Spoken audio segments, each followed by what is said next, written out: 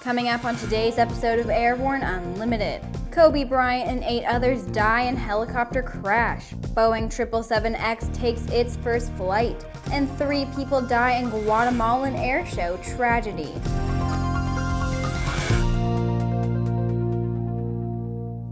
I'm Sophie Herlock. A Sikorsky S-76B helicopter carrying NBA legend Kobe Bryant went down yesterday in Calabasas, California, killing all 9 people on board, including Bryant's 13-year-old daughter, Gianna.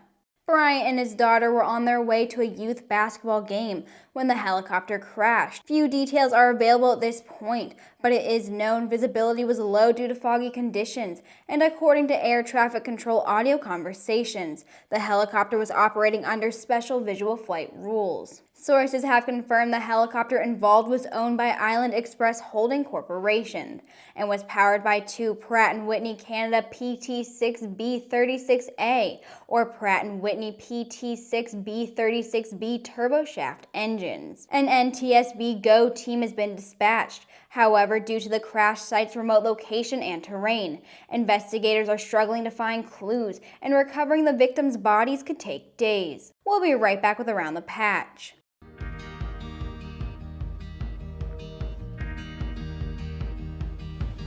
Today is a new dawn. With a new name. Un nuevo logotipo. A new factory. Und einen globalen Kundenfokus. We are Continental Aerospace Technologies, and we stand behind you.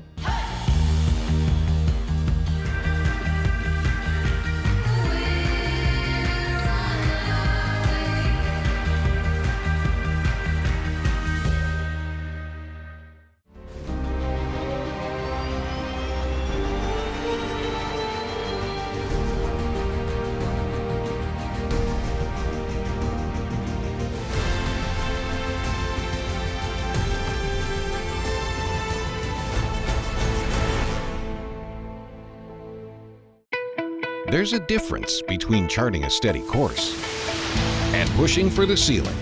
And for nearly a century, Hartford Propeller has been defining that difference. It's in our passion for engineering and research and our dedication to testing the limits of performance. We are built on honor. We are Hartford Propeller. Welcome back. It's time for today's trip around the patch.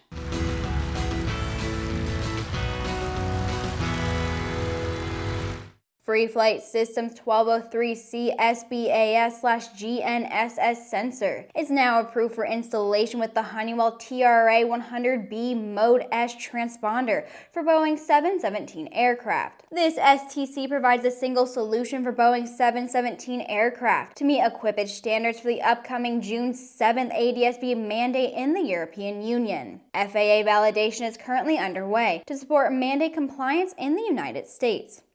Aviation education legend, Safe Charter member, and proud Marine G. Alexander Sandy Hill passed away at his home last Thursday after a long illness. Hill and his wife Joanne formed and managed the Master Instructor Program, which this year celebrates 25 years and over 1,800 total MCFI certifications. Together, they also revitalized the General Aviation Awards program in the early 2000s and motivated industry professionalism and excellence.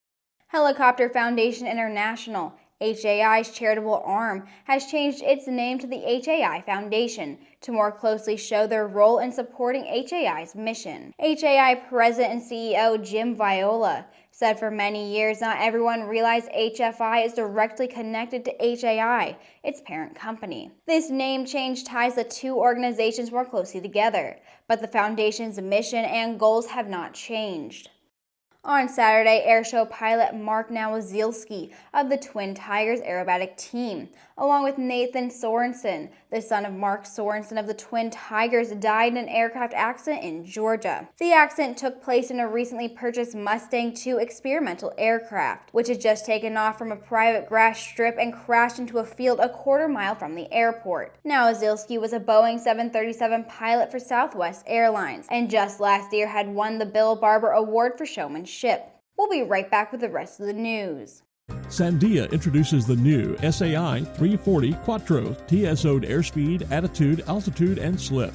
With integral backup battery, safety never looked so good. See it now at www.sandia.aero.